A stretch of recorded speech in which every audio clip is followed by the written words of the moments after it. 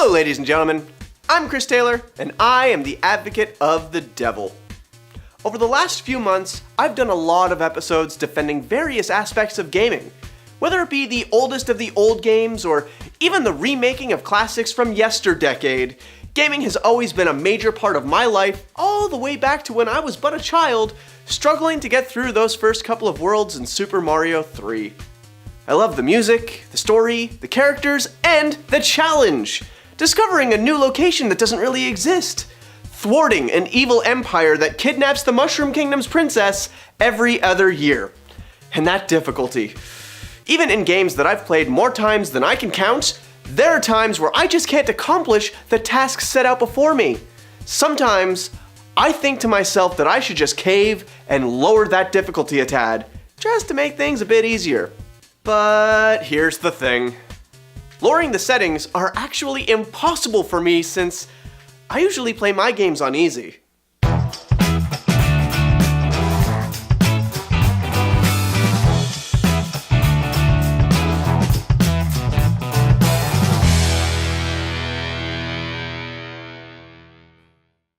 Now I know what you're all thinking.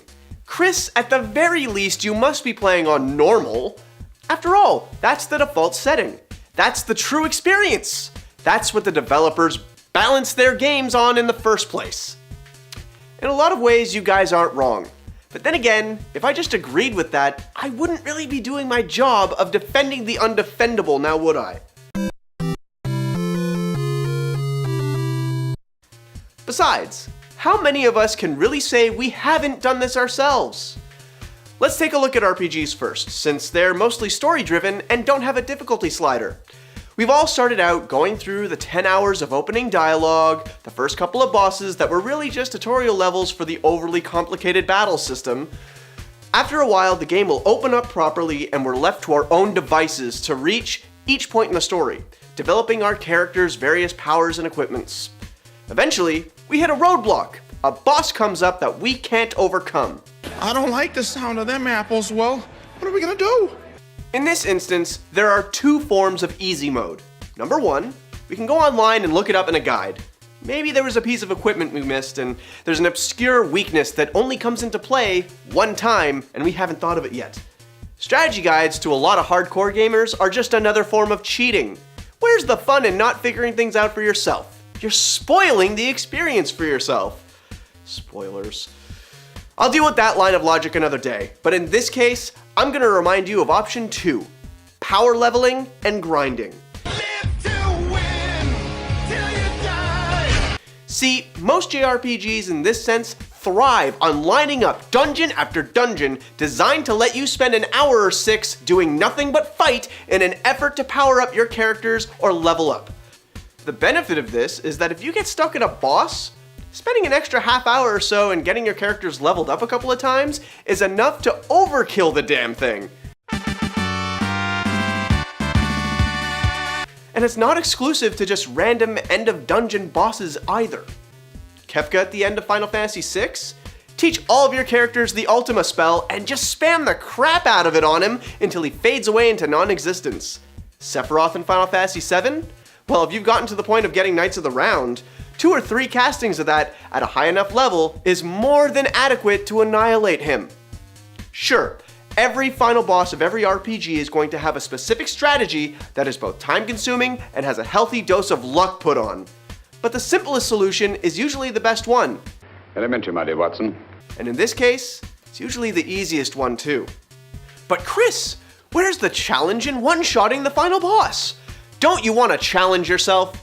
Don't you want to actually accomplish something? Yeah, I do. I really do. But we all view accomplishment as something different. For some, it's 100% completing the game. For others, it's just getting to the end of the game in question. Sometimes you add a restriction like only using one Pokemon or going through the entire game with your starting equipment.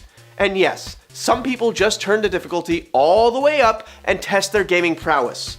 These are all viable and acceptable forms of accomplishment. So why isn't putting it on easy an accomplishment too? Nope, not interested. Gamers were up in arms over even the rumor of an option of a Dark Souls game having an easy mode. DMC Devil May Cry was panned by the internet not only for being something new, but for being objectionably easier than its predecessors. I myself have criticized Nintendo for including an option in some of their platformers for the games to just play themselves when you get stuck in a level and can't progress. The one thing about all of these things is, it's an option. By having these options in the games in the first place, it opens up the opportunity for less skilled players, such as myself, to have a chance at playing these games, for having these experiences for ourselves. And if more people buy these games, then the developers and publishers are going to see sales numbers go up, which increases the likelihood of more games of that type being released as well. Playing on easy is a personal choice. What one person does in a game is their own business.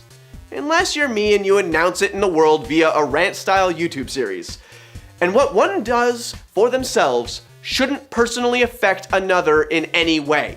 If I play my game on easy and I get the same level of enjoyment as you guys, well, why do you guys get mad? Because I say so. It just doesn't make any sense to me. And finally, I just want to bring up one point, and it's a thing that makes fools of us all. Time. Gaming, no matter how good you get at it, no matter how fun it may be, for 99% of the population, it's just a pastime, a hobby. Something fun to do to break up the monotony of going to work and then going home to essentially do more work. If a game is overly difficult and you can't get past certain points or can't wrap your head around certain mechanics, at some point during your playthrough, you're going to eventually get frustrated. You'll yell and scream at the TV, throw a controller, maybe even put your fist through a cat cage because the enemies in Soul Calibur 3 are too hard and you get pissed off and you just have to hit something. At least there weren't any cats inside. The point that I'm trying to make here is that games, at the end of the day, are supposed to be fun. It's supposed to be a joyful experience that takes us out of the day-to-day grind and into a happy place, filled with stylish combos and jaw-dropping visuals. You know what isn't fun? Getting angry. Getting stuck and not being able to figure things out. Using what little spare time you have, and as an adult, you get very little spare time, and feeling like you aren't progressing at all.